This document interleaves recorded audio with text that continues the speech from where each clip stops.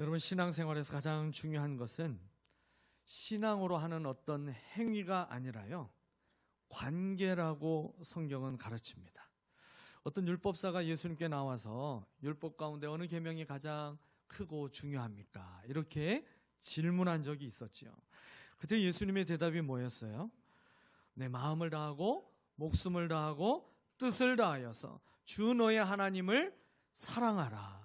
이것이 가장 중요하고 으뜸 가는 것이고, 둘째도 이와 같은데 내 이웃을 내 몸과 같이 사랑하라. 그렇게 말씀하셨어요. 이게 무슨 말씀이십니까? 한마디로 관계가 가장 중요하다라고 대답하신 것이죠. 위로는 하나님과의 관계를 바르게 세워가고요, 그리고 옆으로는 이웃과의 관계를 바르게 세워가는 것, 이것이 신앙생활의 핵심이 되는 것입니다. 이 관계가 회복되고 깊어지기 위해서 필요한 것이 한 가지가 있는데, 그것이 바로 뭐냐면 기억이라는 겁니다. 기억이 없어지는 질병에 걸리게 되면요, 내가 그렇게 친하고 사랑하는 사람도요, 한순간에 낯선 사람이 되어버립니다. 그래서 기억을 잃어간 사람의 곁을 지키고 있는 것은 굉장히 고통스럽고 마음이 아픈 일이 되는 것이죠. 그렇게 함께 사랑하고 친했는데 한순간에 기억 속에서 그 사람이 사라져버리게 되면 함께 있는 것이 어색해집니다. 부담이 됩니다. 심지어 두려움마저 느끼게 됩니다.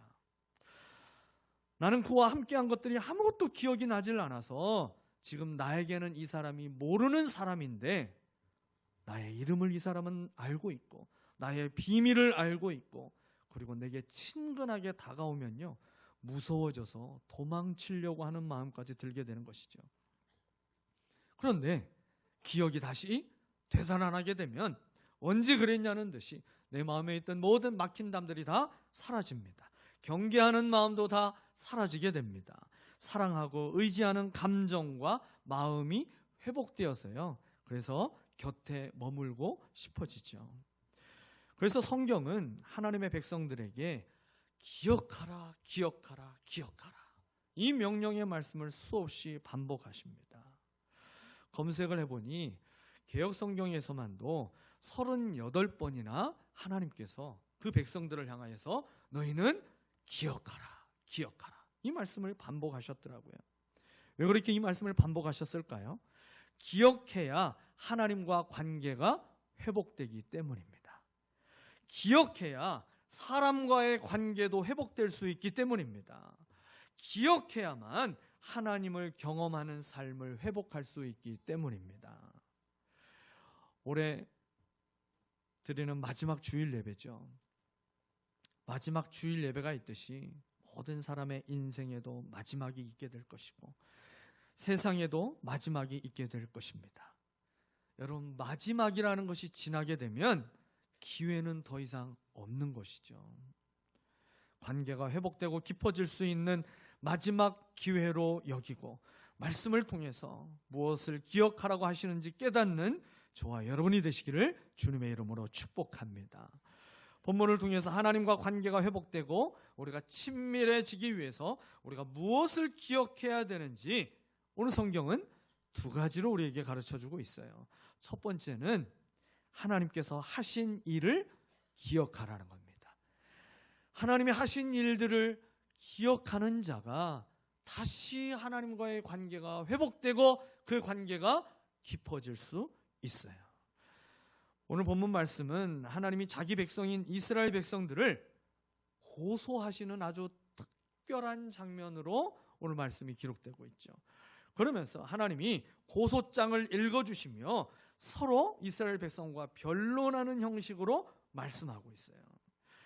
하나님이 그렇게 자기의 백성을 고소까지 하시면서 세워놓고 말씀하시는 이유가 무엇일까요? 그 이유는요, 당시 이스라엘 백성들이 하나님께서 주신 그 언약인 율법을 그냥 무거운 짐으로, 귀찮게 하는 짐으로 그렇게 여겼기 때문입니다. 도대체 하나님은 왜 이런 재물을 내가 끌고 와서 이 먼 길을 내가 걸어와서 여기에 와서 하나님 앞에 나아가도록 자꾸만 그렇게 요구하시나. 그래서 성전까지 가야 되는 그 길도 참 무거운 짐으로 여깁니다. 재물을 가져가는 것도 더 큰 짐으로 여기고 있고요. 그리고 말씀대로 절기를 다 지켜야 하는 것 전부 다 무거운 짐으로만 여기고 있어요. 여러분, 이 모습이 어떤 모습이에요? 배은망덕한 모습 아니겠습니까? 그런 이스라엘 백성들에게 하나님 말씀하시는 거예요. 3절 말씀에 내 백성은 들어라. 내가 너에게 어떻게 하였느냐? 내가 너에게 짐이라도 되었단 말이냐? 어디 나에게 한번 대답해 보아라. 여러분, 이렇게 말씀하시는 하나님의 마음과 감정이 좀 조금이나마 느껴지십니까? 저는 이 말씀을 묵상하는데 지금 하나님이 어금니를 깨물고 있구나. 어떻게든지 이 백성들에게 돌아올 수 있는 기회를 한 번이라도 더 주시려고, 그저 이들에게 진노의 심판을 내리지 않으시려고 하나님은 참 무단히 참고 인내하시며 이 백성들을 향한 자비를 지금도 베풀고 계시는구나. 그게 느껴졌어요. 그리고 나서 이제 4절 5절 말씀이죠. 하나님께서 그들을 위해서 하신 일들이 무엇인지 말씀해 주고 있어요. 너희가 잊어버린 것 같은데 내가 다시 한번 얘기해 줄게 하시며 4절 말씀에 이렇게 말씀하셨죠. 나는 너희를 이집트 땅에서 데리고 나왔다. 나는 너희의 몸값을 치르고서 너희를 종살이 하던 집에서 데리고 나왔다. 모세와 아론과 미리암을 보내서 너희를 거기에서 데리고 나오게 한 것도 바로 나다. 바로 나다. 하나님이 아니면 지금도 애굽에서 종살이를 하고 있을 백성인데 이 백성을 구원하신 분이 바로 나 여호와 하나님이다. 너희가 이것을 잊었느냐? 지금 그 얘기하고 있는 것이죠. 5절에서 계속해서 말씀이 이어집니다. 내 백성아, 모압의 발락 왕이 어떤 음모를 꾸몄으며 보올의 아들 발람이 발락에게 어떻게 대답하였는지를 기억해 보아라. 시딤에서부터 길갈에 이르기까지 행군하면서 겪은 일들을 생각해 보아라. 하나님은 이스라엘 백성들이 광야의 길을 걸어갈 때에 대적들로부터 그들을 보호해 주셨어요. 뜨거운 태양으로부터도 그들을 보호해 주셨습니다. 밤의 추위에서부터도 그들을 보호해 주셨어요. 그들의 신발과 의복이 헤어지지 않도록 하나님은 그들을 보호해 주셨어요. 하나님께서는 그들의 모든 걸음걸음마다 동행하시며 보호해 주셨어요. 하나님께서 능력의 손으로 요단강을 마르게 하시고 백성들을 건너가게 하신 것도 기억하라고 말씀하십니다. 하나님이 하신 일들이 무엇이었습니까? 구원이었습니다. 보호하심이었습니다. 인도하심이었습니다. 이스라엘 백성을 구원하시고 보호하시며 인도하셨던 하나님이 바로 우리의 하나님이십니다. 우리의 인생 속에서 하나님이 베푸신 구원을 빼버리면 여러분, 과연 남는 것이 뭐가 있을까요? 여러분의 인생을 누군가에게 소개하고 설명할 때 하나님이 베푸신 그 구원을 빼버리고 자신 있게 자랑하며 설명할 수 있는 것이 뭐가 있겠습니까? 여러분, 아무것도 없는 거 아니겠습니까? 하나님이 저와 여러분에게 행하신 구원을 기억하시기를 바랍니다. 인생의 어려운 순간순간마다 주님의 손으로 우리를 붙들어 주시고 그 날개 아래 우리를 품어주시며 보호하셨던 하나님의 사랑을 기억하시기를 바랍니다. 광야와 같고 때로는 사망의 음침한 골짜기를 지나가는 듯한 인생이었지만 지팡이와 막대기로 우리를 목자가 되어서 인도해 주신 그 하나님의 은혜를 기억하시기를 바랍니다. 여러분, 그 기억하는 신앙이 하나님께 더 가까이 나아가도록 우리를 이끌어 줄 것이고 하나님과의 관계가 회복되어서 구원하시는 하나님을 날마다 경험하게 될 줄 믿습니다. 두 번째로 하나님과 친밀한 관계에 거하기 위해서 우리가 무엇을 기억해야 되는지 오늘 말씀이 이렇게 말씀하죠. 하나님께서 우리에게 원하시는 것이 무엇인지 기억하라. 주님이 우리에게 원하시는 것이 무엇인지 기억하라 말씀했잖아요.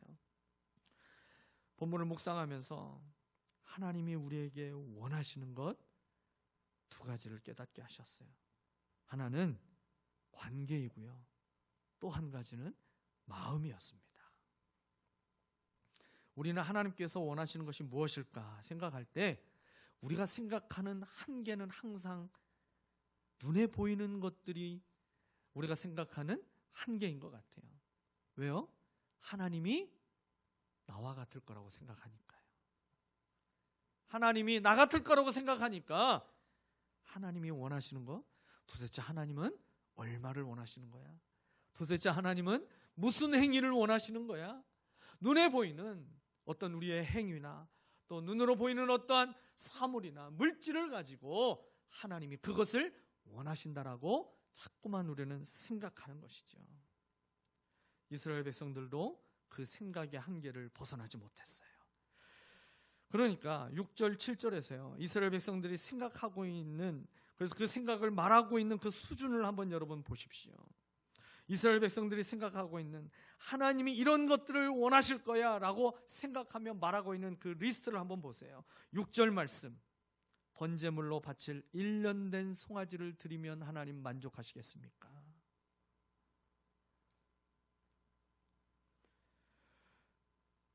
여러분, 가난한 사람은요, 송아지를 드릴 수가 없습니다. 가난한 사람은요, 그저 비둘기를 드리든지 아니면 그것도 드릴 만한 형편이 안 되는 사람은 그저 곡식 한 움큼을 가지고 하나님 앞에 제물로 드려야 되는 것이 이스라엘의 제사의 그 율법의 규례였잖아요. 그런데요, 오늘 이스라엘 백성들은 지금 하나님 앞에 그렇게 얘기하고 있는 거예요. 하나님, 우리 모두가 다 각자 1년 된 송아지를 하나님 앞에 드리면 하나님 좀 만족하시겠습니까? 지금 하나님에 대해서 하나님을 어떤 분으로 지금 생각하고 얘기하고 있는 거예요? 마치 하나님을 뭐라도 더 받고 싶어가지고 안달난 욕심쟁이로 여기고 있는 못된 생각이 이 이스라엘의 백성들의 말 속에서 엿볼 수가 있어요. 1년 된 수송아지 드리면 하나님 만족하시겠어요? 하나님 그걸로 만족이 안 되세요? 그게 부족하시다고 한다면 7절 말씀. 수천 마리 양이나 수만의 강줄기를 채울 올리브 기름을 드리면 좀 만족하시겠습니까? 아니 그것도 만족이 안 되신다고 한다면 내 몸의 열매인 내 맏아들이라도 제물로 바치면 되겠습니까? 지금 그렇게 얘기하고 있는 거예요. 여러분이 말하고 있는 태도, 그 마음의 중심에 하나님을 향한 믿음과 사랑이 느껴지십니까? 정반대입니다. 거칠고 예의 없이 하나님을 향해서 말을 쏟아내고 있는 거예요. 그러면서 마치 하나님과 관계를 이제 끝내버릴 사람처럼 하나님께 덤비고 있는 완악한 모습을 보여줍니다. 그리고요, 지금 내가 이렇게 말을 하고 있고 이런 생각을 갖게 되고 내가 이러한 감정까지 일어나고 있는 모든 책임이 하나님께 있다라고 지금 얘기하는 거예요. 자기에게서 원인을 전혀 찾을 생각을 하지 않고 전부 다 하나님 탓으로 돌리고 있어요. 여러분, 이스라엘 백성들의 모습 속에서 우리 자신의 모습이 보이지 않나요?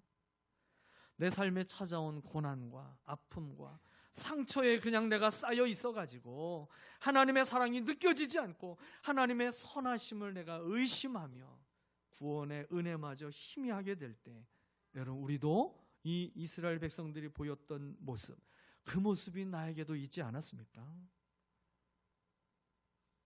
내가 이런 하나님이라면 더 이상 내가 하나님이 필요 없겠다라고 생각하며 하나님을 버리려고 하고, 내가 하나님의 존재는 믿지만 내 기도는 하나님이 들어주시지 않으니까 그 하나님이 나와는 너무 멀리 떨어져 계신다라고 생각하고, 내가 이런 생각을 갖게 만드신 하나님과의 관계를 내가 이제는 버려야 되겠다. 그리고 이 모든 것의 원인이 전부 다 하나님 때문이라고 그렇게 하나님을 원망하며 하나님과의 관계만 포기하려고 하는 것이 아니라 믿음의 사람들과의 관계까지도 전부 다 포기하려고 하는 마음이 들 때도 있게 되잖아요. 여러분, 철없는 자식은요, 부모와의 관계도 필요 없다라고 얘기하면서 반항하기도 하잖아요. 엄마가 내게 해준 게 뭐가 있는데, 아빠가 내게 해준 게 뭐가 있는데. 여러분, 그렇게 반항하며 마치 부모 자식 간의 관계를 끊어버릴 것처럼 덤벼들잖아요. 근데 그 관계가 계속 유지되는 이유가 뭐예요? 부모가 자식을 향한 그 관계를 포기하지 않고 붙들고 있기 때문에 이어지는 거잖아요.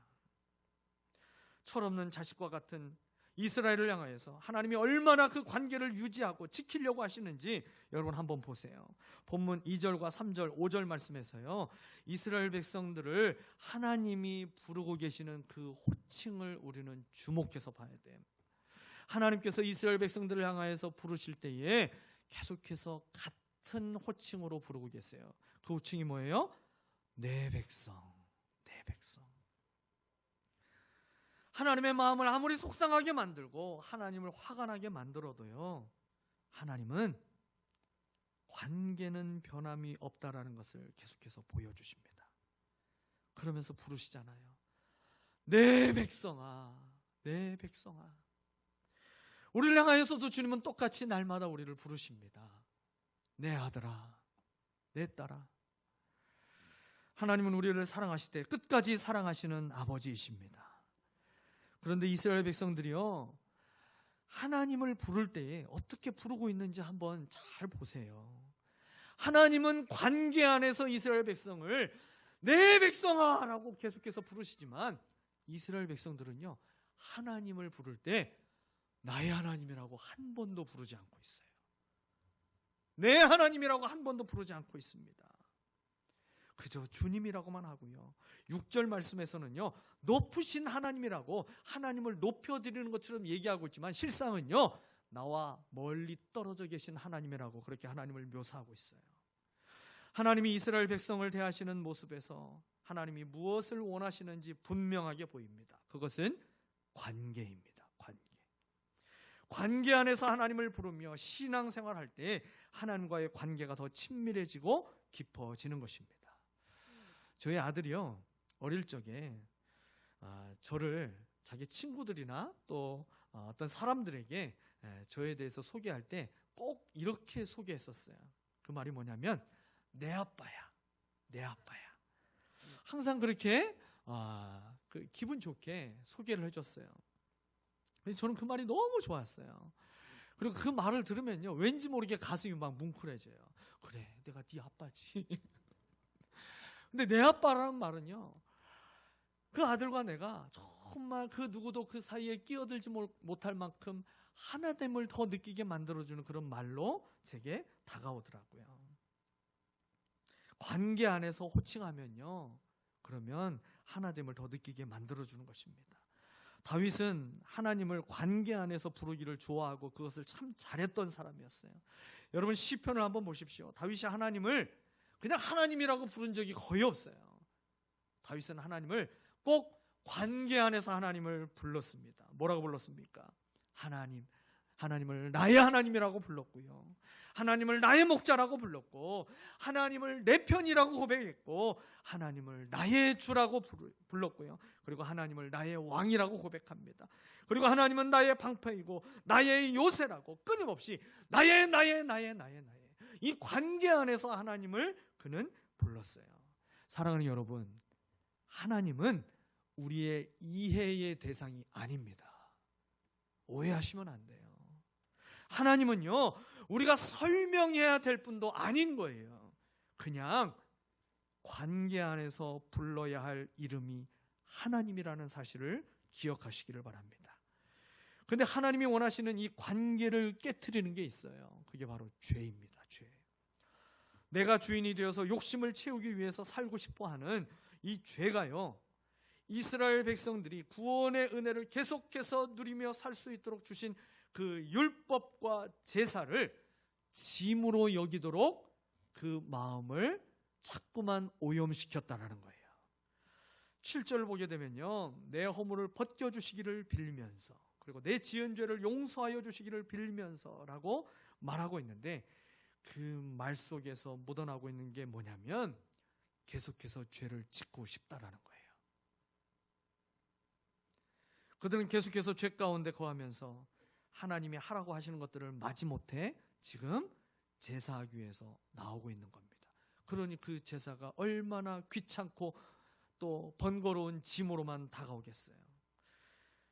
제사를 드리며 제물을 드리는 것을 자신들이 지은 죄에 대해서 그저 하나님 앞에 이 정도 드리면 보상이 될까요? 라고 생각하며 지금 제물을 드리는 겁니다.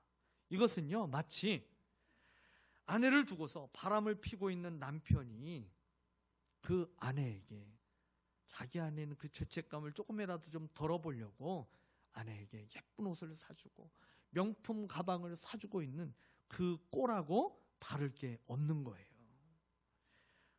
여러분, 그렇게 하는 이유가 뭐예요? 아내를 사랑해서예요? 아니죠. 내가 계속해서 바람을 피우고 싶다라는 거잖아. 계속해서 그 죄를 짓고 싶다라는 거잖아. 이 죄책감을 내가 조금씩 덜어내면서 나는 내가 하고 싶은 것을 계속해서 하고 싶다. 사실은 그거잖아요. 여러분, 그 아내가 원하는 것, 그런 백성을 바라보시면서 하나님이 원하시는 것이 뭐가 되겠습니까? 진심 어린 사과와 참된 회개가 아닐까요? 이스라엘 백성들은 하나님께 제사를 드리며 자신들의 죄를 그저 무마하려고 애썼습니다. 여러분, 이것이 제대로 된 예배이겠습니까? 마음을 돌이키지 않는 회개는 회개가 아닌 것입니다. 마찬가지로 마음을 드리지 않고 제물만 드리는 예배도 예배가 아닌 것입니다. 하나님이 우리에게 원하시는 것은 눈에 보이는 그 무엇이 아니라 바로 마음입니다. 왜 그럴까요? 눈에 보이는 그 무엇은 부분을 드리는 거예요. 그러나 마음을 드리는 것은 전부를 드리는 것입니다. 여러분, 마음을 주님께 드리시기를 바랍니다. 이스라엘 백성들이 하나님께 드리려고 했던 목록들을 봤었죠, 우리가. 여러분, 그 제물의 목록들은요, 결코 적은 예물이 하나도 없어요. 심지어 솔로몬이 드렸던 1,000번제보다도 더 많은 것들을 제시하며 수천 마리의 양을 드리면 만족하시겠습니까? 그렇게까지 얘기했잖아요. 굉장히 많고 소중한 것들을 드리겠다고 말하고 있는 거예요. 그런데요, 그 드리겠다라고 하는 그 제물의 목록들을 여러분 자세히 한번 보시면 자신은 드리겠다는 말을 한마디도 하지 않아요. 나 자신은 빼고 내 모든 것을 내가 다 드리겠습니다. 그런데요, 하나님이 원하시는 것은 바로 우리 자신입니다.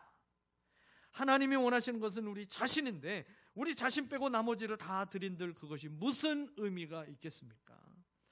하나님이 가장 원하시는 것은 바로 나입니다. 그리고 나를 온전히 드리는 길이 마음을 드리는 것입니다.